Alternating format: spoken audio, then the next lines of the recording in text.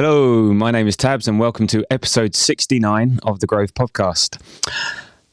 I hope you're doing well and able to find ways to enjoy non-Arsenal life. And I'm pretty sure I said that last time and the time before, which obviously tells a certain tale and also means I need to find something else to introduce the pod with. So especially if this form continues. But anyway, there we go. Onwards and upwards. Look, with me for another the Growth Pod therapy session. I'm glad to have back is Moz. Moz, how are you?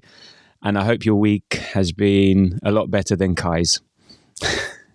Hi Tabs, hello listeners. I'm okay. I'm hurt. I'm upset. I'm confused. And this could have been really good. Episode 69, we could have said, we fucked Man U over, but. We I said no jokes. No, I'm not. We're not going that low, but go for it. Look, if we don't laugh, I think genuinely, if we don't laugh, we'll cry. Hell yes.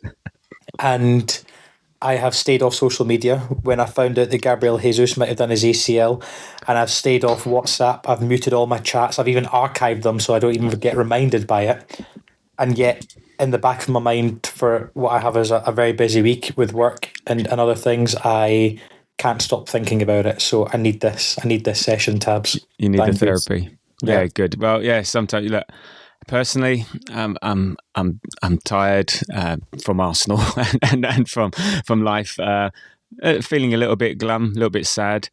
And I must admit, it's hard to find the energy and the mental capacity to talk about Arsenal when all you want to do is forget about it and just turn up at the Emirates on Wednesday night for the North London derby.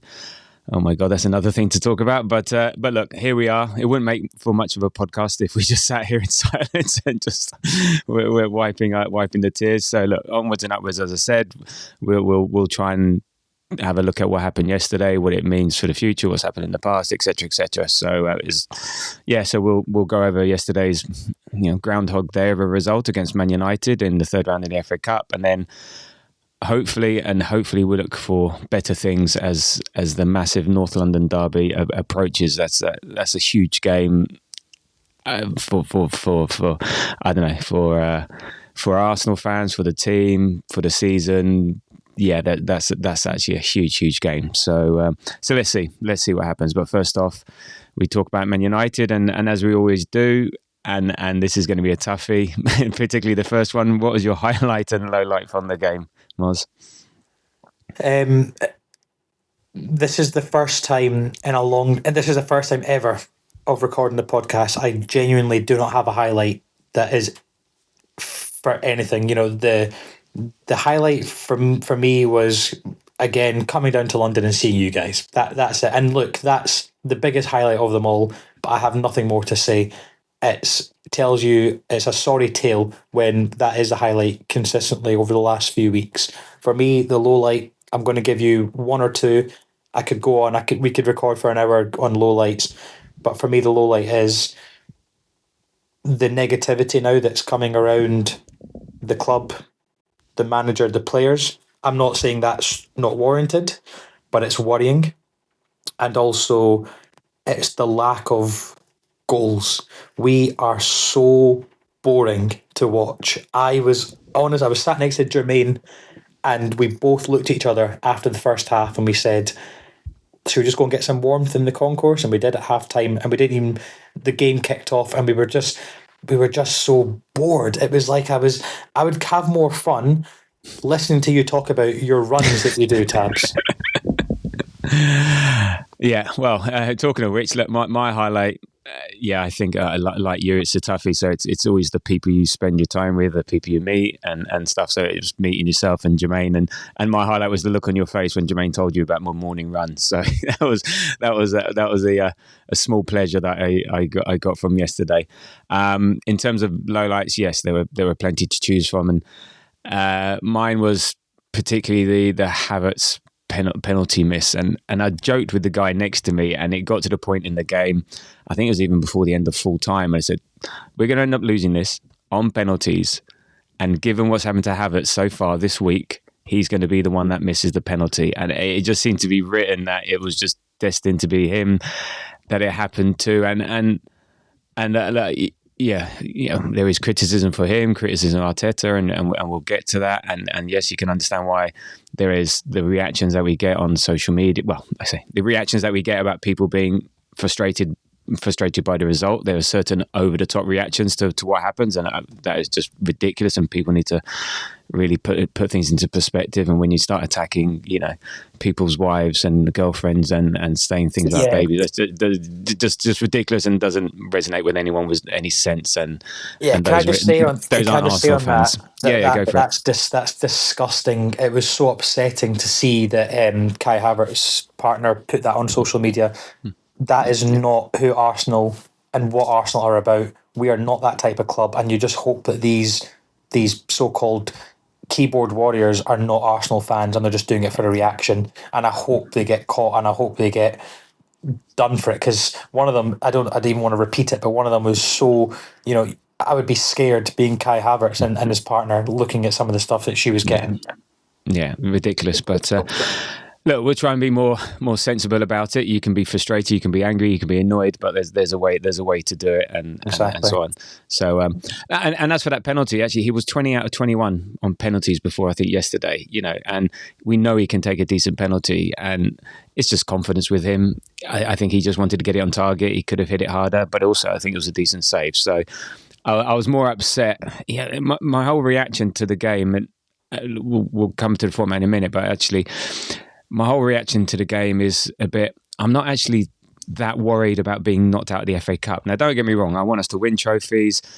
I want us to do well and all the rest of it. When I say I'm not worried about being knocked out of the FA Cup, my reaction about yesterday's result is more about the loss rather than that we're out of a cup competition. It's more about the manner in which we lost, the fan reaction, the mood around the team, and what it means and where it leaves us for the rest of the season. That's where my reaction to yesterday is not about, we're knocked out of the FA Cup again. It's more the bigger picture around it. So what's your reaction to the game? What was your general feeling? I said you were bored, but there must have been some sort of just emotions coming out from that game when Xerxes scored the winning penalty. It wasn't even when Xerxes scored the winning penalty. It was when Man U scored, to be honest. And it was the fact that we played an hour of football with playing against 10 men Man United, who, let's not beat around the bush here, they're not a good team this season. They drew against Liverpool in their cup final, if you like. That's their one cup final, like us against Spurs. But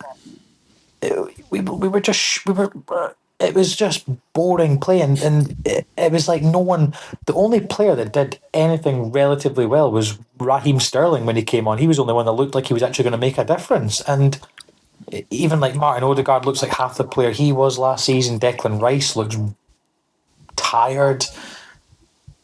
Gabriel and Saliba are the only people really doing anything in defence of note. Calafiori isn't available because he's always injured. Mikel Merino, the jury's out on him. It's like there's no positive at all. It's like we just seem like everyone laughs about Chelsea being the Cole Palmer FC. This is showing us that we are Bukayo Saka FC. And it's worrying, Tabs. And look, overall, as a game in general, it was the second half. It did pick up a wee bit, and for the neutral, it'd be a really good game. There was scraps, there was good attacks on both sides. But then, as an Arsenal fan, when you look at the chances we missed, and you look at like Martin Odegaard taking a penalty, you think you'd put your money on, you'd put your house on it that he would score. Against Man U, and everything just went against us. And I just want to say one more thing, just very quickly. Yeah. I know I'm talking about loads of different things, but no, it's fine. We're going to cover all of that through this, so that's fine. It helps me. Helps me. So go for it. The biggest thing I want to mention about this whole how we're playing recently is, and there's a lot of discourse about it for the last couple of weeks, is how long we're taking on corners, throw-ins, and free kicks. And I don't know if you've mentioned this in your show notes. I'm kind of doing this very from my phone, very 2025. I'm doing this very in a modern way, but like Jurriën Timber, Miles Lewis Skelly, Thomas Partey can't take a throw-in, by the way, as well. But we just take so long, and it's really annoying opposition fans. It's annoying the referees. It's annoying the home fans now. It's annoying everyone. When we take a corner, Martin Odegaard steps away from the ball again and goes and speaks to Gabriel and tells him what they're going to do. And we're so predictable now that we're doing the same thing over and over again. And that's come from Arteta. He's trying to slow the game down that much so everyone can get in the perfect position on the pitch for throw-ins and corners and free kicks. And that doesn't work. After a few months, teams will find out what we're trying to do, and it doesn't work. I'm sorry. I think there was a stat I was listening to this Twitter space last night. That was the only part of social media I had listened to, and it was about, there was a stat that in yesterday's game we spent 6 minutes of the clock, being in play, if you like, waiting to take a throw in or a corner. 6 minutes. You think of how many goals potentially, or how many attacks you could have. How many goals we could miss, you mean? Yeah, well, or how many attacks we could have in 6 minutes is a long time, Tabs, and that something needs to change. Why not just pick up the ball and quickly go for a quick throw in? Yeah. No, I agree. Maybe it's the least of our worries, but it is just part of the story. And I think I've got it. One of my topics here is like, what about the style of play? Are we too rigid, too structured, too fearful? And I think that, okay, if we address that now you mentioned it, I think with corners, maybe actually I think it's a deliberate ploy.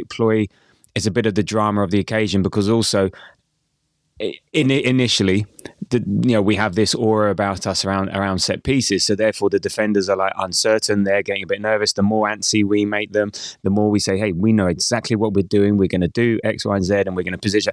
It's maybe part of the whole theatre of taking the corner. The thing is now, it's less effective, so therefore these things that may help in the first place are maybe against it. I think we did try a couple of things yesterday. We did try and take a couple of short corners yesterday, and with the throw-ins, that's all part of the control and the rigidity and the structure. We want to give the ball to one of our players so we can start something. It's not Sunday League, line it, and win a throw-in further down. But I'd say, for God's sake, let's line it. And you have to think, their goalkeeper was kicking the ball out loads from their goal kicks. Was it deliberate? Because we don't do a huge amount from when we do have the throw-ins. There's that one that we do, which is very risky, is when we play it right across the middle and the player runs onto it. But sometimes you can lose that. So maybe we're deliberately getting these throw-ins to rile up the referee, to rile up this. So I don't know, but I think all of this smacks to that whole thing about, we are very rigid, we are very structured, we're very fearful of making mistakes, doing something wrong. You're right, it has to be perfect. And that's manifesting itself into the way we play. There's none of that. I think we talked about it last time. There's none of that X factor. There's none of that, trying something. And yes, you're right. That is on Arteta. Now the thing is, it has worked in the past. When it doesn't go wrong, when it doesn't go right, we're lacking that plan B, and that's where we don't have that flexibility, or we're even lacking a player that, even if you have that structure, you put Saka into a team. And yes, we are very much reliant on it. He's our best player along with Odegaard. And who have both been injured this year. When you take that Saka, take that ingenuity, that something out of the team, yes, we will look, we'll look flat. If you have that in there, it masks some of the other stuff. So I think a lot of that is all. A lot of it can be said about what's happened this season around players, around the injuries, around the impact of all of that, and it's just a sequence of knock-on effects that eventually just takes its toll. And there's something that works fine when everyone is fine and dandy and the relationship's there and when everyone works well. So when you look at times when we haven't had all these injuries, we haven't had all these issues, it's bang, bang, bang, bang, bang, bang, bang, bang, bang. And we just don't have that. And we haven't been able to formulate that this season. And this is the consequence of it. We will look boring. We will have the horseshoe of death. We will not be able to do what we have in the past. And it doesn't stop us being a very good team. But I think everyone's looking ahead, and how's it going to be different? You don't mind it being like this if you can see something, a chink of light in the future. But at the moment, we're just seeing the same old, especially in the last 2-3 games. Yeah, and just going back to your point about the keeper kicking out, he was just rubbish. Yeah, I'm just trying to give him the benefit of the doubt. we kept laughing about it. It was quite funny. Yeah. But yeah, you've hit the nail on the head, Tabs, and you always do. You're always the voice of reason. We're lacking a bit of pizzazz this season. We're lacking that, and don't get us wrong. Look, 2 seasons previously and last season, there was just a bit of zip about the team. And teams like Liverpool, they challenge, fall off, challenge, fall off. The teams do go in cycles. Man City, we're just so used to the fact that they can challenge, and then fall off. They're so consistent. But it's not that one player isn't firing this season, it's every player. And I remember watching the first 3 games of the season thinking, we're starting slow. And I remember you said to me, actually, it was you that said, no, it's on purpose. We're starting slow. So at the end of the season, we can give a big finish and we're not going to be tired. There's a lot of games to play. And now it just feels like that slow start has cost us. We didn't really look amazing in pre-season. We just looked tired, and we have spoken about it before. Impact of a major tournament as well. That could be a huge factor. But I just don't even know where this is going to end. And can you imagine the mood if we lose or draw to Spurs on Wednesday night, and then even drop points to Villa again on Saturday? That could be season over. Yeah. We'll come to that. So in terms of yesterday, yeah, the lineup looked. He went strong. So Raya, then we had Timber, Gabriel, Saliba, MLS, Marino, Odegaard, Jorginho, Nelly, Havertz, Jesus. I was pleased to see Jesus on the right. I think it would be good there. Jorginho in middle was not a surprise.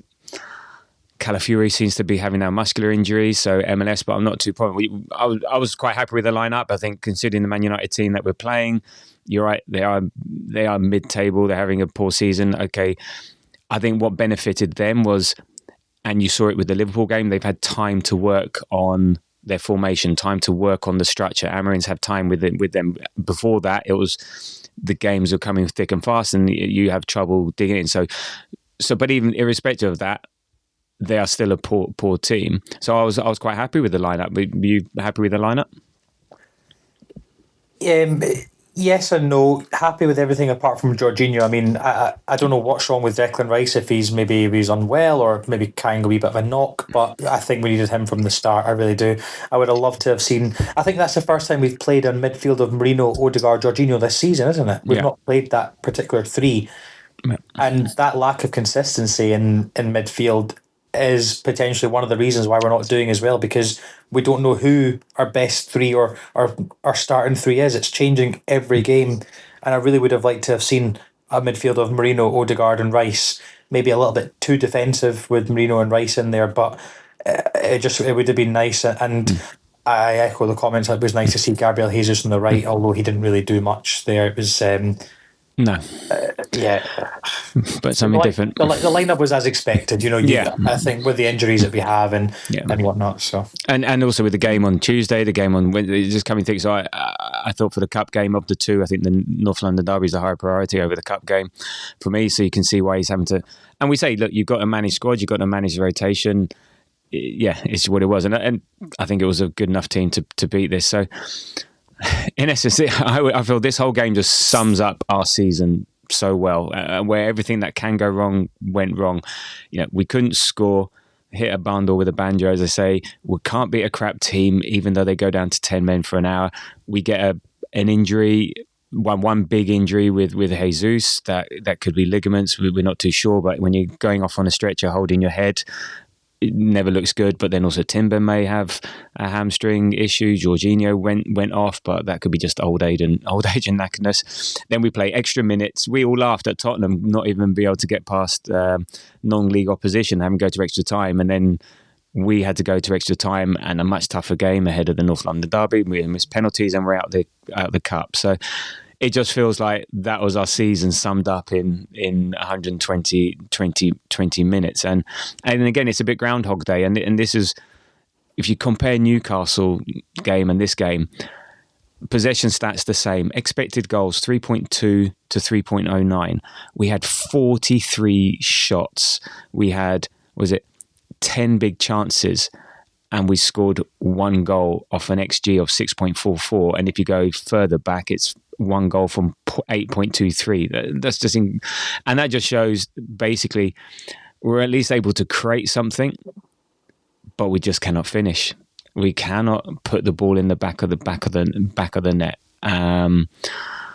So this leads me to my first topic. I mean, putting the ball in the back of the net is a skill thing, is a talent thing. That's not on Arteta. The players one-on-one with the keeper, or the players there, that's on the player to take your chances. So do you think, but as an essence, in terms of finishing, in terms of strikers, is it Kai? Is it Arteta? Is it the execs that are culpable? Or is it just simply that, again, the season has taken its toll? Where do you... And I'm not trying to lay blame, but it's trying to... But maybe, blaming. Where do you think it is? Why do you think we're not able to score these goals, considering the amount of chances we're getting?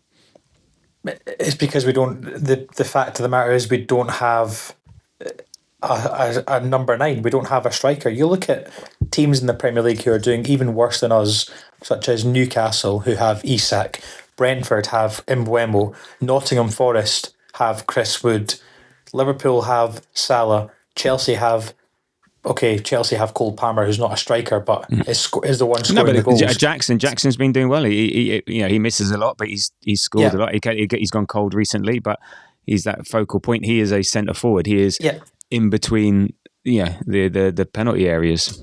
And so every single team in the Premier League, even down to Ipswich, who have Liam Delap, have a proper striker. Every single team. You can't name me one other team that don't have a proper striker. Kai Havertz is not a striker. Kai Havertz was signed to be that midfield player who came crashing into the box, having those runs, and he is playing out of position in a team that is not performing. And so you ask, you mentioned it's not Arteta. Yes, you have players who are one-on-one, but the blame has to go on Arteta and the board for when you look at the amount of money we've spent in transfers and we still haven't addressed that one elephant in the room. We have not successfully signed a striker. We've not had a proper striker at the Emirates since Aubameyang and Lacazette.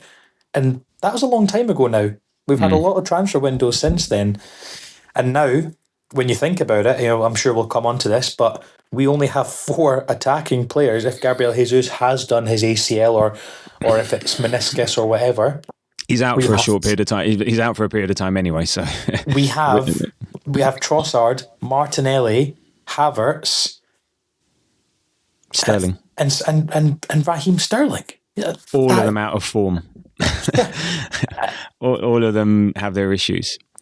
So that's where the blame is not with Arteta for Kai Havertz missing 4 chances yesterday, but the blame is with Arteta and the board for failing to address the fact that we don't have a striker.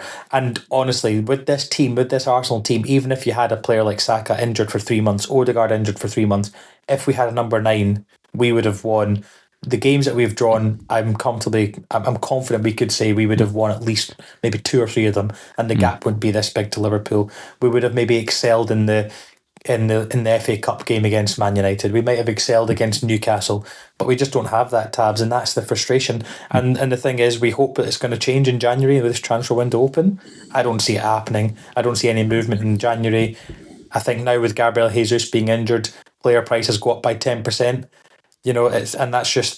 That's what you get for not actively executing your deals at the early in the window or in the summer. Yeah, no, I think it's a mixture of all of it. You're right. Kai has to take those chances. He's there, but I don't blame him long term. So yesterday he should take those chances. One of those chances, and he's had a couple of big chances. Unfortunately, he is our striker and he's our top scorer this season. So, I think how many goals he's got? 7 in the league, 3 in the Champions League, 2 in the League Cup. So he's got 12 goals. So he's our top scorer. But you're right. He's a confidence player, and you can't have your top striker as a confidence player. You've got to have someone who doesn't give a shit, if you see what I mean, as in they're just going to keep going. And the best strikers are the ones that miss the most chances and don't get impacted by it. And we have another confidence player in Jesus, who's only just, you could see, once he's confident, bang, and then suddenly it goes. But I do think... Yeah, I do think we you cannot rely on him as your number 1. As a number 2, as a second option, you playing 2 up front is an option. He's a great player. He's still a very good player. I really do like him, what he offers off the ball, on the ball, but you can't rely on him as your number one striker. yes, I think we should have been more active in the market up front. What we said, is it a striker we need? Is it a wide player? What is it we need? It looks at the moment we need someone to put the goals in. Beforehand, it was sort of like, well, is it just chance creation? So unfortunately, we don't know what goes on behind the scenes. Maybe they've tried, it hasn't happened. Maybe they haven't tried hard enough, and there's a point later I'm going to make. But I also think it's last year. Okay, and this was sort of, this leads on to another point around, last year we scored a record number of goals, both in the calendar year and in last season. And so when the players are all fit, when we're all firing, when we're all confident, when everything's going well, we didn't have a problem scoring goals. I think the problem is actually we loved caning teams 4-5, 6-0. But we drew blanks as well against Villa, home and away, against Bayern, against West Ham, against City. And I think it's the fact that those numbers mask not how many goals you score, but when you score them. And that makes a big, big difference. So, and that's where you've got to sort of look at the thing and say, well, hang on, those 4-5 games cost us either the league or progression and stuff like that. And you can't just hide behind a statistic that says, yes, you scored 89 goals in a season or whatever it was. It's sometimes, well, actually, when did you score them and how important were they? Because I'd happily beat Sheffield United 2-0 and get a goal against 2 goals against Villa and even it itself out. So I think there's a balance between.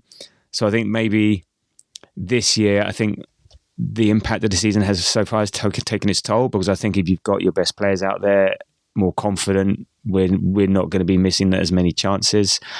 But I also think we've been remiss in the market. And I think Whale made a really good point a couple of 2, 3, 4 pods ago was, do the Cronkies want it enough? Do they want to go the extra mile to take us to where we want to be, or are they just happy with top 4 every year and getting Champions League every year? Do you get a sense that they'll keep us happy but do you get a sense they really want to commit fully to the project?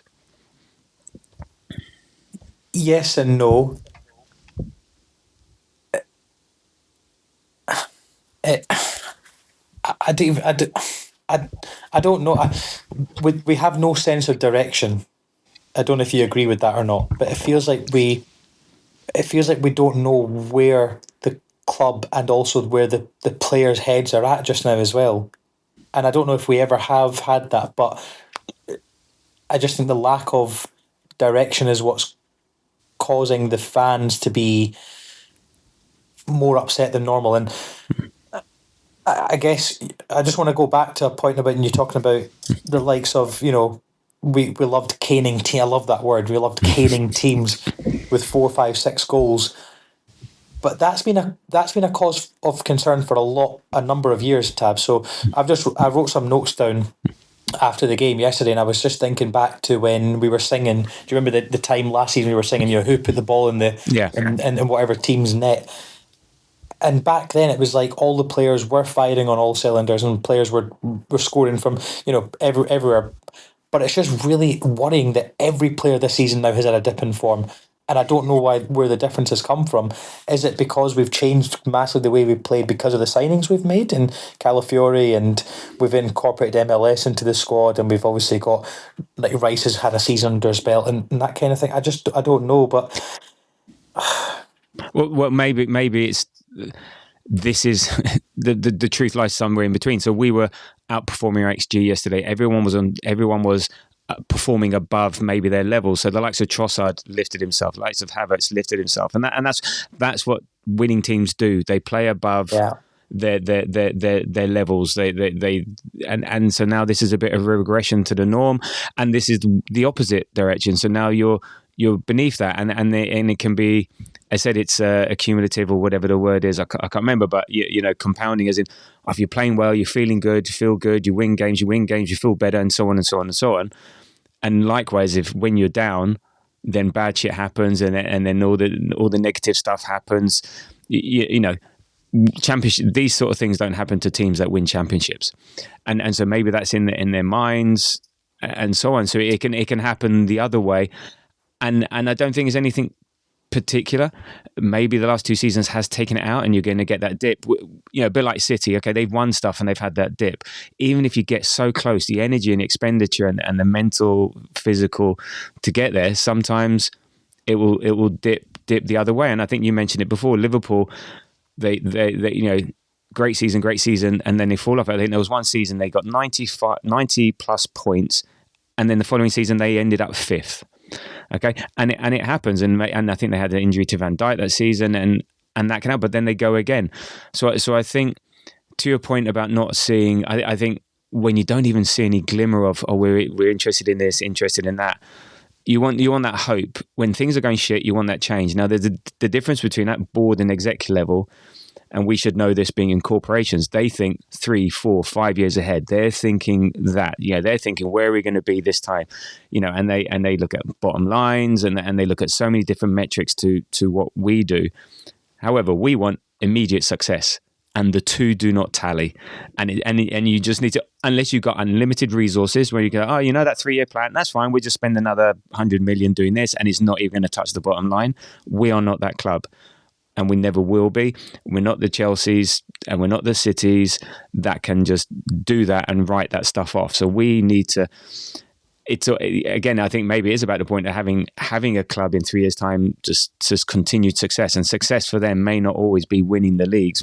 It may be, if I'm constantly in the top 4, getting Champions League money at the top table, that is a level of success that they want. Now, and again, it's that point, will they go the extra yard? Yes, they spent 100 million on Rice, but that's at the consequence of not spending another 100 million on a striker. No, it means then we're at the 30, 40 million mark on good players, but it's always just that next level. And it's such a hard thing to marry up, because we are a good, well-run club. We want something different, and we're not party to what's happening in the boardroom. So we will have to speculate, we'll have to assume. And this is where the frustration comes. And then I say, this comes to the point you said, about, are we going to get anyone in the winter window? Arteta, on whether Arsenal need to sign a striker, he said, and no one's going to like this, no. But I mean, we miss from various ways, from different players. And I understand, guys, but I cannot love our players more, and I focus very much on the ones that we have to perform at the highest level. That's it. The rest is not in our hands, in my hands. It's just such a basic answer.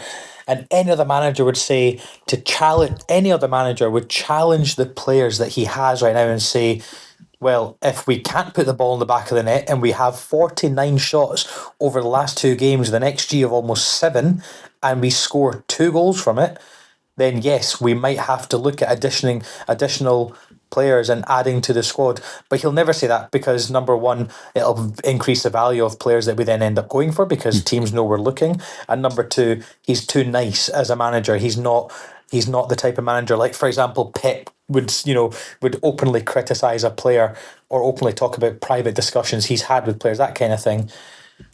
But also, when you say, I just wanted to ask you a quick question on what you said before.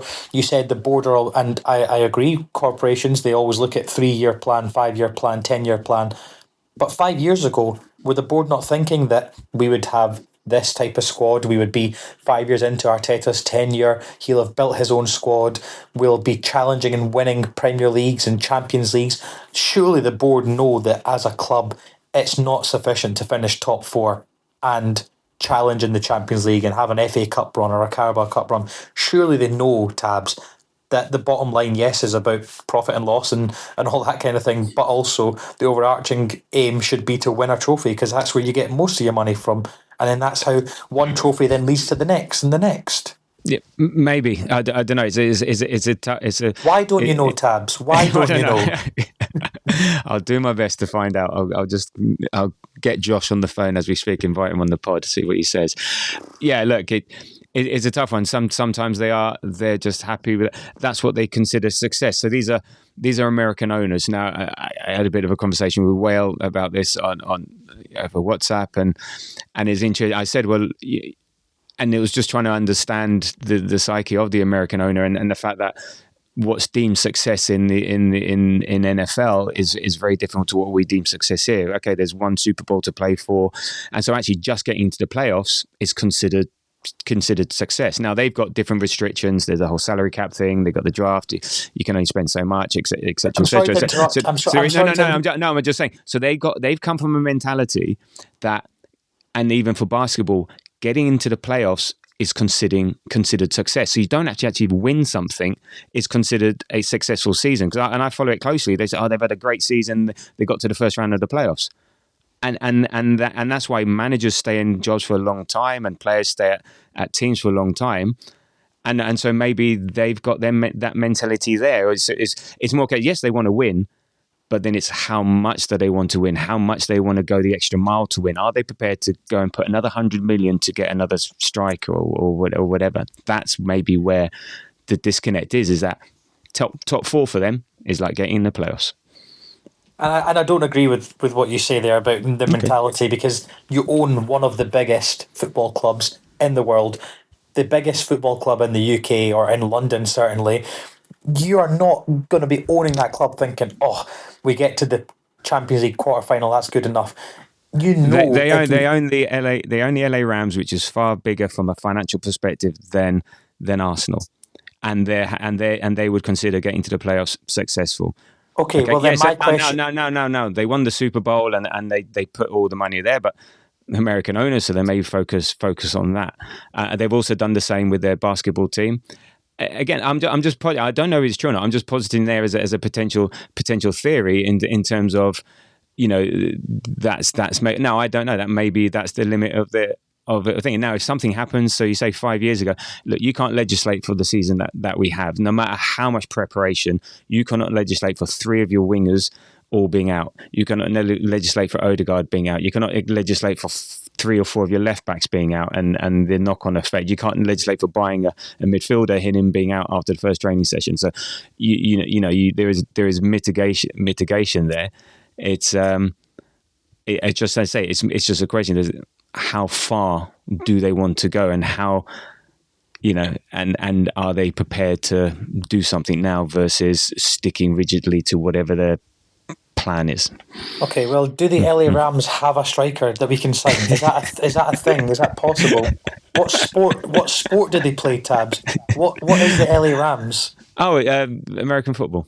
Okay, so we can surely sign a linebacker or something. I don't know. A linebacker, he'll be about, like, I don't know, 40 stone and can barely make it out the 6-yard box. Like the Sutton goalkeeper with his pie on the bench. Exactly. He'll be good. He'll be good in goal because there won't be much of the goal to be seen. So anyway, I'm just saying the psyche there. Who knows? So then, how can we change this? So we do need to go into the market. We need to get something, and not a body. We maybe just and we just got to. And maybe it's the nature of the club. We are a risk-averse club. We play risk-averse football. We're going to be risk-averse in the market. So they're always looking at perfect thing. But forwards, it's never a done deal. And you have to bite the bullet. There's no certainty, or certainty costs. And if we're not prepared to cost, you have to take a gamble. At some point, we have to recognise that we cannot continue with just the 4 forwards that we have. We're all out of form, can't score a goal.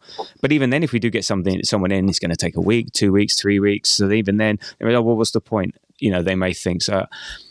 We do need to do something, but I'm with you. Whether we will or not, I'm hoping they're doing their very secret squirrel stuff. But who knows? And maybe this is an impact of Edu going. Edu walks into the room, people listen. Jared Ato walks in. Who are you? You know, and yes, you got Arsenal on the badge, but it all adds up. It all helps, and it may be. So what else can we do? There's no Dubai break. We're depleted. We've got injuries. Players out of form. I don't know. I'm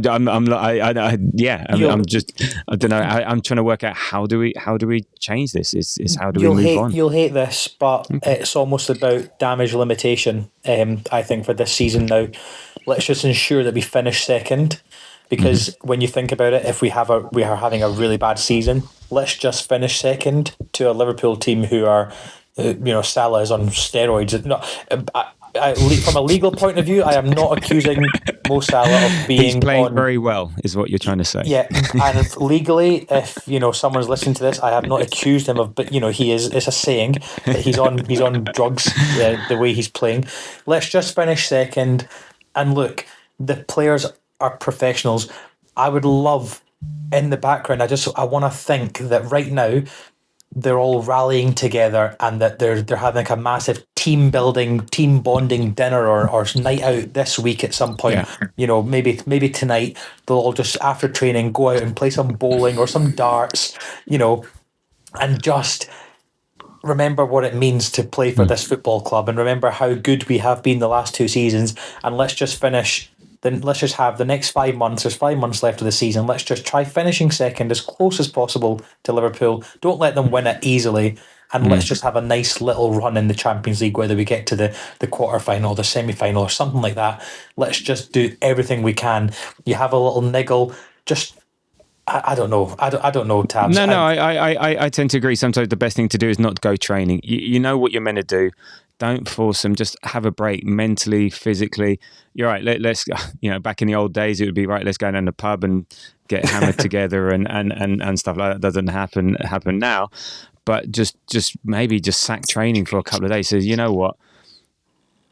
I know you're all trying, and it's on me as a manager to figure this out. So I would suggest, we look at doing something like that, and see, because something needs to change. And maybe this is our nadir, like last season against Liverpool in the FA Cup. It was a very similar story. Plenty of chances to win, we didn't win, and Liverpool took their chances and won. So maybe.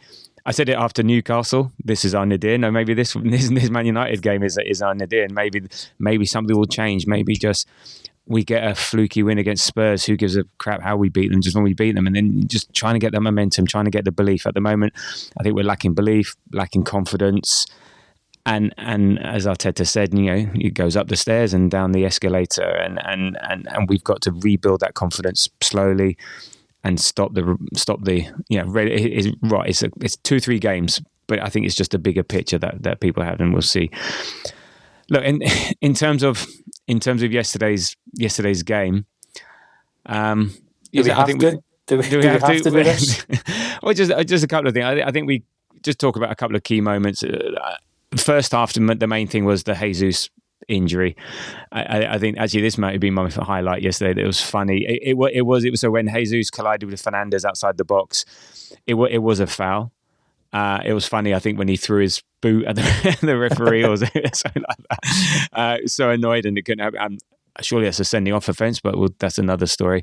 But yeah, I think he'd already gone down earlier and had some treatment on his knee or something like that, but he seemed to be running around okay, and then he went down again. Landed awkwardly. It was just accidental, just unfortunate, and happened to him. He didn't look happy. He goes off stretchered, and could be a season done. Could be just a month or so. Who knows? But again, it's not good for him. And then, but maybe the bright side of that was Sterling came on, and I think, as you said, he provided something different. He provided a bit of trickery. It's still not great, but I think it showed a bit of something. But the same thing happened with Jurriën Timber when he did his ACL. He played on, and he went down against Forest, and then played on, and then that. So I'm not saying questions have to be asked, but if there's a concern with Gabriel Jesus there, just like there was with Martin Odegaard at the end of the first half, I think that was more impact and just needed a bit of deep heat or deep freeze on it at half time. But with Gabriel Jesus, that was the concern, that he went down.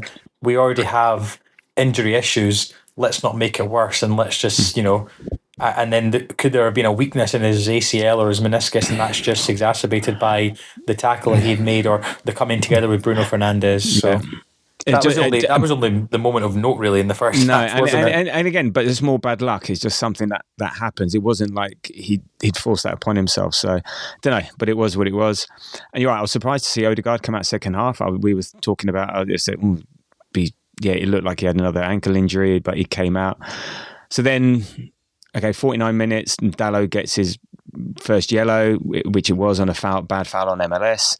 And then 3 minutes later, again, how's your luck? Now, brilliant finish, I think, by Fernandes. The way the ball sort of bounced off the ground and hit it, fantastic. Yeah, I'm not going to knock that finish, but how it arrived, Gabriel sort of trying to make a header pass, and then he slips over, and in its maximum punishment, Garnacho takes it on into the box, crosses. Great goal, but from absolute zero. And again, that's just how your season. That's how your season's going. So it's. Jermaine called it as soon as Gabriel slipped and kind of even before the slip. Jermaine said, this is it. This is a goal," and he called it bang on. And I was like thinking as he said that, there's a long way to run before the ball ends up in the back of the net. And I was thinking, no chance. We'll recover. I think Gabriel Martinelli was the one that was sprinting back to try stopping the attack. You could see him put everything into it, but. Great, very well taken goal. And then you think that's pretty much game over if they get a second. And I was thinking also, even at 1, it's like, well, who's scoring? And then on 54th minute, Havertz has his first miss kicked it wide and over from a Marino setup. Again, should be getting it on target, and if it's on target, that's a goal. And then 61st minute, it's a second yellow for Dalot, sliding in on Marino.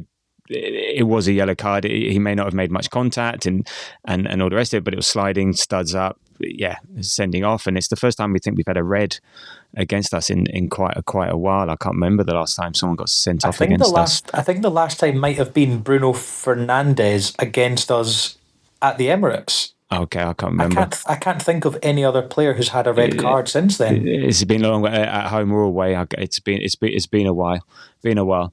And then. Okay, we make the extra man count. Gabriel with a nice sort of side swipe kick. He making up for his error. So Martinelli cross fell to him. His shot.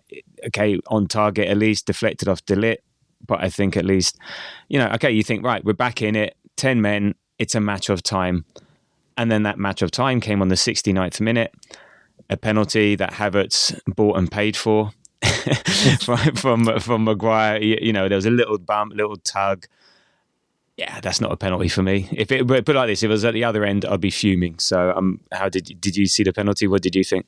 I was on the other side of the stadium, but when you look back at it, and I've seen the clip of it, it's nowhere near being a penalty. And Havertz has a kind of habit of going down very softly in the box, and I'm surprised that the ref bought it. Actually, don't think the ref was that good overall, to be honest with you. Yesterday, the referee, I think, lost control, and he was crap for both teams. I think he there was things he could have given to Man United. Like this penalty, there's things that he lost control. I think Man United were very aggressive and he allowed them to be aggressive, and I think he could have booked more players. The melee that ensued after the penalty, again, VAR wasn't there, so the penalty couldn't be turned over, but I think Ugarte headbutted Havertz. Garnacho went and shoved someone. I'm surprised there weren't more yellows and reds as a result, but no, the referee I think was poor on both. When both teams complain about a ref, then he's absolutely shocking. There was one time where I think it was Saliba had a head knock and Man U then got a corner from it, and he never stopped play. Man U ended up having the corner, but he blew as the corner was taken for a foul, and I think he just did that because he thought, "Oh God, I've messed up," and that was a head. I looked at what happened. So what happened was that he blew up and waved for the what do you call it? The trainers to come on to have a look at him, but they said no, we don't need to. But I think as soon as he said to wave them on, they have to either come on or Saliba needs to go off to be treated, and that's what happened. So that's why Saliba, no, I don't need it. He said no. As soon as I've blown and said come on, that's why he wasn't able to be there. It was crap. He didn't need to. Saliba said no, I'm fine. And actually, in the end, I think he changed his shirt, so maybe been just a blood thing as well. But I know, I think he just lost control. I think he was trying to let it flow, and then it got too aggressive at times, and I think he needed to better control that. So we have the penalty. Now, Odegaard is 8 from 8. But I don't know, how confident were you with him scoring? And was that confidence as a result of just Arsenal as a whole, or Odegaard or whatever? No, not Odegaard. It's the moment, isn't it? It's like the way the season's going, the way that we've been playing, the way the game's going, just with the nervous energy in the crowd. You just know it's going to be you just know, just like how the only person to miss in the shootout was Kai Havertz, who had all these chances. That just happens. It's crazy how it works, but that's just football, right? Yeah. And so when Odegaard stepped up, I just thought to myself, yeah, I'm not confident. I kind of looked down and then looked to my left and just seen the reaction from the clock end, and I was like, yeah, he's Yeah. it's just one of those, that nervous energy was created because a lot of people must have felt the same as well who were watching. Yeah. But if we were winning 3-1 or 3-0, and that's just the way football goes, it would have been a goal, and it Yeah. just so happens that I'm not. Am I maybe a bit harsh for saying I don't know why Odegaard? I know he's on pens Eight after from eight. Saka, 8 from 8.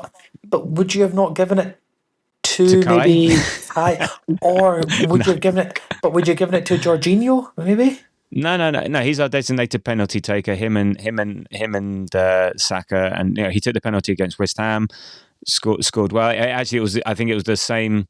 I'm trying to picture it in my head. To the goalkeeper's left. So yeah, I think it was the same sort of penalty.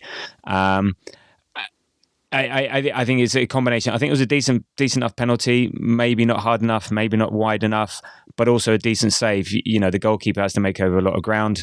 So I think it's a combination of the two. Look, the goalkeeper guesses the wrong way, it goes in 2-1, end of, and I think our discussion is different if we score a goal. So the whole narrative right at the moment is based on the goal scored. Now, that's not to say there aren't issues, but it's interesting that if we'd have won 2-1, we said, right, done it the hard way, well done, not easy, we move on.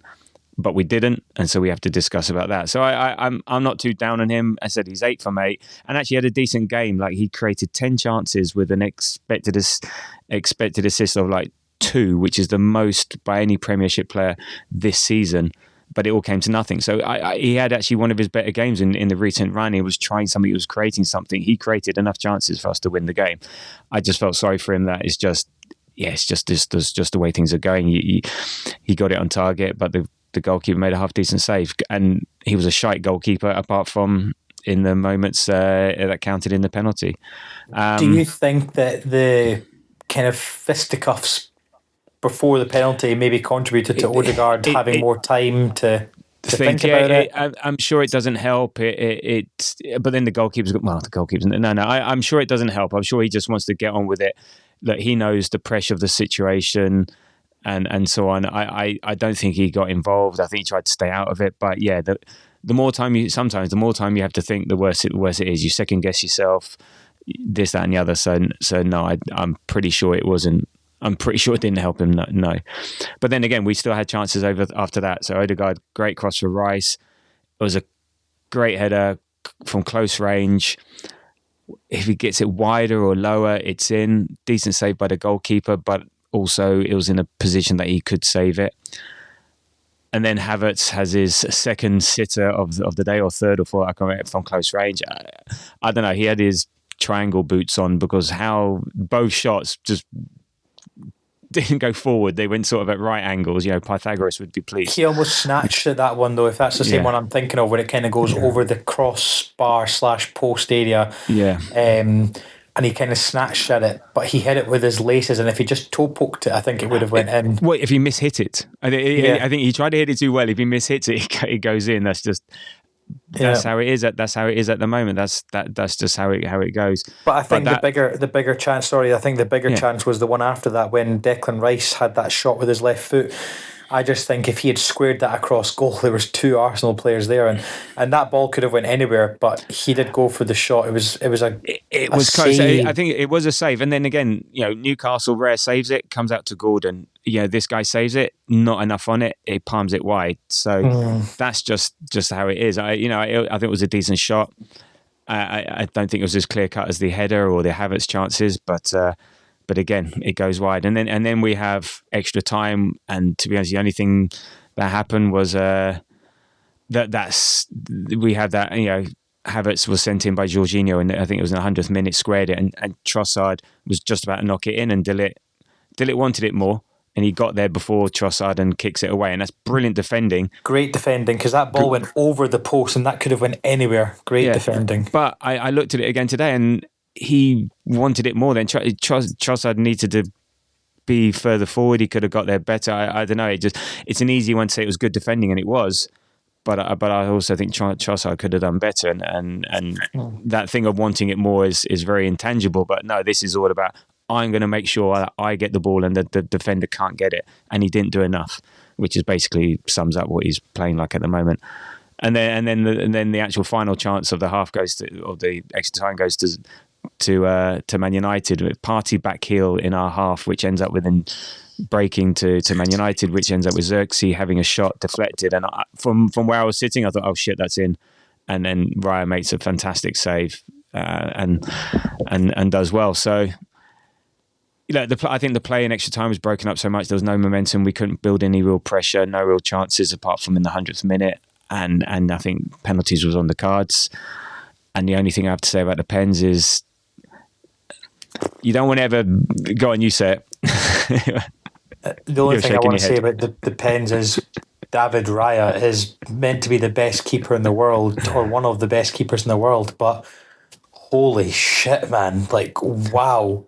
David Raya, it was shocking. Like, I wonder if he knows how bad he didn't dive right for any of the penalties. He didn't dive correctly at all for any of them. And he was going early.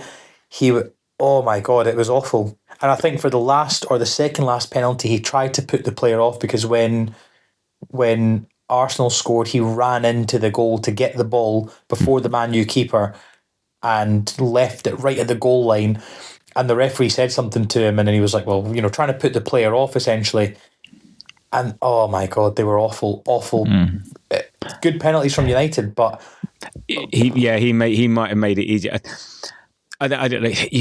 Penalties is very hard to blame the goalkeeper, but it just seemed a bit odd considering his previous performances, and this year, like against Atalanta, and last year against Porto, and I think maybe his technique is to go early, because if the player's uncertain and they've picked a spot and they're not able to react, then he went early on a couple of Porto penalties and he got there and he saved them. So maybe that's his technique. Maybe he went too early. Maybe Man United were good, saying, well, that's how Raya goes, so I'm going to wait. It's a battle of who goes first. And maybe Man United knew that, so we're going to say, I'm going to hold on to the last minute, and as soon as he goes, bang, I'll go the other way. So maybe something to be looked at. But yeah, the fact that he went wrong for all penalties, I think a couple of them were savable. But yeah, it wasn't his finest moment, and I think he could. It's whether he saves them or not. It's just the manner in which he attempted to save is the issue there, not whether he saves them or not. Because also, goalkeeper's always second best for penalties, so you're never going to blame a keeper for not saving a penalty. And that's it. Out the cup. Again, that's like, I think I looked at it here. This is a great stat for you. Where is it? So, since we won the FA Cup with Arteta back in 2020, we've lost to Southampton in the fourth round, 1-0. We lost to Nottingham Forest in the third round, 1-0. Lost to Man City in the fourth round, 1-0. And lost to Liverpool in the third round, 2-0. And now lost to Man United. So since winning it, we've then been knocked out in the third or fourth round in the last five occasions. So not great for a club with such a great history with the FA Cup, and maybe this is one of the things with Arteta. Has he got an issue with cup competitions? Because he it seems to be his Achilles heel. Yes. Does he have a problem with cup competitions? Yes, but does he have a problem with every competition at the moment? Yes. That's the thing, Tabs. So it's tough to say. I'm just looking at when you said, player ratings and honourable mentions and whatnot, but, it's no player for me gets over a 4. The only honourable mention I would say is Raheem Sterling. Really, when he came on, he looked like he was going to do something. And do you know what? It was quite nice to see Kieran Tierney play against Man United as well. That was quite nice, and he did actually have a very good had cross. One good cross, one cross, But I should have deleted that one. I wasn't going to go through them, but there wasn't really much to talk about. I thought Odegaard tried. I thought Rice did all right when he came on. Tried. Sterling tried. Yeah, just a bit of not good enough. But as I said, we take our chances. It's different. So let's look forward in the terms of this pod. We've got a few minutes left, so we'll wrap up with a look at Spurs at home on Wednesday evening. As I said, it's a massive game. I think just for the feeling around the club, 3 points, great for the league. It's so important to win this game for I think for the players and for the fans, and the bonus is the 3 points. So, is there anything you can look forward to, and what are you not looking forward to in terms of this game? Looking forward to being there, really am. So down for the game on Wednesday, and then also I'm coming along with a colleague from work who's a huge Sheffield United fan, actually. So I've managed to, because we're together. He's from Sheffield, so we're in the office together. So I said, look, you can come down with me. He reckons that Sheffield United are Arsenal's bogey team. And I just have to remind him every time about last season, and half of our squad put the ball in the Sheffield net. Over two games, 11 goals over 2 games, was it, or something like that? Yeah, so that's what I'm looking forward to. What I'm not looking forward to is if we drop points. I don't think anyone will take a draw or a loss against Spurs, and that's my worry. The players will know that. The fans already know that. Management know that. If we somehow drop points against Tottenham, I am not looking forward to the reaction online, offline. I'm not looking forward to any. Yeah, I'm not looking forward to that part at all. This is, if Man U was a must win, or if our game against Liverpool at Anfield, if it goes down to say 3 points in the league, is a must win. I'm sorry, but this game on Wednesday is a must win. This is we cannot drop points to Spurs, because they will love it. Liverpool will, I didn't want to think about it, Tab. Let's just talk. No. You go, and then let's just talk about the lineup and what we think will happen. I can't even think about that. Yeah, no, it's fine. What I'm looking forward to, yeah, you're right, it's been there, and I really want the crowd to get behind the team, and it'd be nice that even if bad things happen in the game, just to keep supporting the team and get behind them. But you're right, I'm with you. I'm not looking forward to the discourse. Even yesterday, you could hear people arguing amongst each other, or a couple of friends arguing with each other on the way to the tube station about the game and so on. So yeah, I'm just not looking forward to any negative reaction, rightly or wrongly. Fine, we can criticize, fine, we can be upset, frustrated, disappointed, etc. Just when it gets a bit too far, that I hate all of that. But yeah, so I'm looking forward to us getting a win. I'm confident we'll win. This is an average. This is a really poor team, an average Spurs team. You think we've got injury troubles. They've got injury troubles as well. But we'll come to them. In terms of our lineup, I mean, Ben White's still out, Saka out, Waneri out, Jesus out, Jorginho doubtful, Calafiori out, Tomiyasu out, possibly Timber out. Jesus, no, I've said he's out. Sorry. How we, what sort of 11? I mean, this is the thing. It's not like we go, all right, let's change things up. It's going to be Havertz, Sterling, and Martinelli up front. It's going to be, I'd suggest, Rice, Odegaard, and most probably Partey in midfield. And in defence, yeah, this is what worries me. Well, if Timber is out, do we do something? Do we have to put Partey at right back? Can we not have him midfield and play someone else at right back? Don't know. I think we'll go Timber, MLS, Gabriel Saliba as the back. I think I would love to see Rice, Partey, Odegaard in the middle.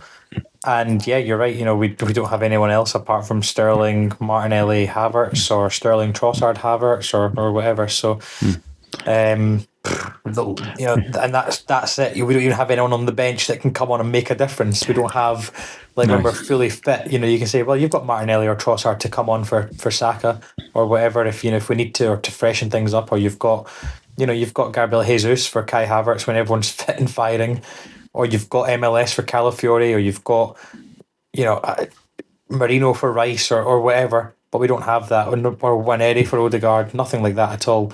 No. So But Yeah. let's not forget, Tottenham are not a good team at the moment. No. They barely they won 3-0 against Tamworth in the end, and it was Oh, was it 3-0? So I put 1-0 down. I didn't even know what happened after the 1-0. So Shikuna The scored the own Shikuna goal. scored the own goal, and All right. then Kulusevski scored 5 minutes later. Brennan Okay. Johnson then scored with a couple of minutes to go, but it was really really unfortunate because Nathan Shikuna had a really good game as well. But Yeah. But so yeah, they look, ended up they winning. had to go to extra time against non-league opposition. Okay, ours was against Man United, who are practically non-league. But that's embarrassing. Look, they're in 12th place in the Premiership. You know, okay, on was it 24 points.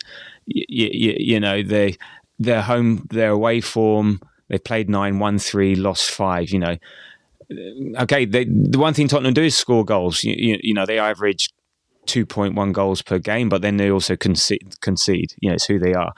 And actually their results, they've only had one win since November 23rd. Okay, that was against Man City away 4-0, but since then 1-1 against Fulham and they were at home. So they 1-1 at Fulham playing at home, lost 1-0 to Bournemouth away, lost to Chelsea at home. Okay, they beat Southampton, so that's their one win. Lost to Liverpool, we all saw that. Lost to Forest, drew with Wolves, and then lost to Newcastle. So, you know, and they're suffering from injuries, and so we have to be able to take advantage of no Ben Davies, potentially no Romero, no Udogie, no Forster, no. So they're on their third choice keeper. No Vicario, no Van der Ven, no Richarlison, no Bentancur, you know, Wilson Odobert. So they are suffering as well. So you know, it's two bald men fighting over a comb. But we have to just use the North London derby to just lift our season. We get this, we get a win. Somehow it may lift a player. And look, maybe we continue the form that we're having, continue creating 20 plus chances, and maybe this one, all the fucking chances go in and we smash them 6-0. Okay? And then it's back to our point about, you know, our average over the last 3 games has been 2 goals per game. But fucking, yeah, it's about, let's just smash them. Let's just do them. I hope it's the flukiest win ever, and we then move on to Villa with some confidence. So, Are we winning? I know we have to win. What do you feel? We have to test this keeper out, is what I feel. You know, this guy's 21. He played against Liverpool and they kept a clean sheet. Yes, they kept a clean sheet against Tamworth as well. So we need to we need to test this keeper. We really do. This keeper actually has had 2 very good games. I think he's called Kinski. Obviously, I watched the game against Liverpool. Didn't really watch the game against Tamworth, but he's not a bad keeper. But we need to test him to see how his resolve is. Are we winning? My prediction for the game will be 2-1 Arsenal. I just think we will find a way to win. I have a feeling that Spurs are going to score early, very early in the game. I have a feeling that it's going to be someone we hate, like James Maddison. Well, we don't hate him, but you know, he's a bit of a he's like a mini Neil Mopey. And I think Arsenal will score twice. And for some reason, I don't know why, but I kind of had this dream last night where Kai Havertz scored in like the 94th minute, and we ended up winning the game. But I would rather just be comfortable and we just win 2-1 and we score 2 and then they get a consolation. But yeah, that's my prediction. Right. Well, I'm going 5-0. I reckon we're going to take all our chances. We're going to be firing. We're going to be hitting everything.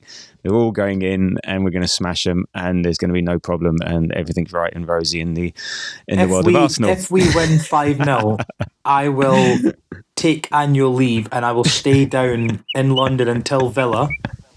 And I will buy every single person who listens to this podcast. I will buy you a drink and something to eat from the Horatia or whatever pub. It will be an open bar at the Horatia. That's how sure I am. We're not winning 5-0 against So that'll cost you all of Hotspur. £60. That's okay. That's not too bad. Well, 50 because the bar staff are just so slow there sometimes. All good. You've heard that, listener. Moz is going to treat you to a meal.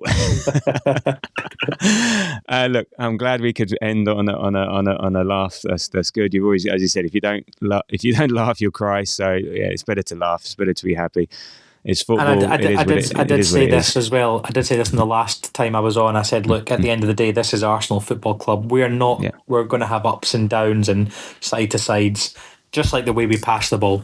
And Look, I just want to say, to be honest, to have 69 episodes in, it's a testament, I guess, to the work you're now doing as the host, and you're carrying on the torch of the podcast, and doing so well. And look, we've had some really good ups and downs with 69 episodes in, and let's just hope that we get to 100 and 100 plus, and there's brighter days ahead as Arsenal fans. Not every season's going to be like this season, and not every week's going to be like this week, and not every game's going to be like the game yesterday.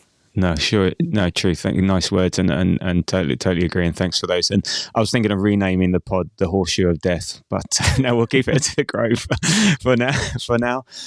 Look, you can follow the Horseshoe of Death on Blue Sky and Threads at the Grove AFC.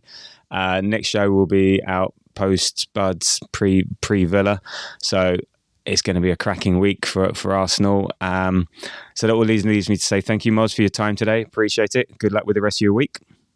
Thank you very much. And look, it'll all be fine in the end. And if it isn't, it's not the end. So until the next time, come on you Gunners.